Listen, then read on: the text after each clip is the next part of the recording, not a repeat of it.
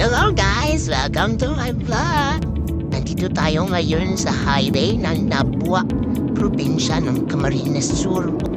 Ayan, fast forward na tayo kasi nagugutom na kami ng kasama ko. Pupunta tayo dun sa dinarayo ng maraming tao. Quick! Ayan na, malapit na tayo. Along the highway lang siya. Ayan na, the Quakers Food Station. Tara na, labas na tayo ng kotse. Wow!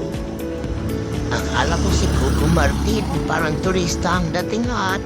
Alright, bibili na tayo ng kwek-kwek. Okay, kuha na tayo. 1, 2, 3. Tatlo lang muna para I love you. Ay, yataday! Yan, palagyan na natin kay ate ng pipino, sibuyas, lagyan din natin ng sili, tsaka suka, madaming suka. Ang sarap ng suka nila dyan, sobra. Promise guys, ayan na, finish ka na. Alright, kakain na ako.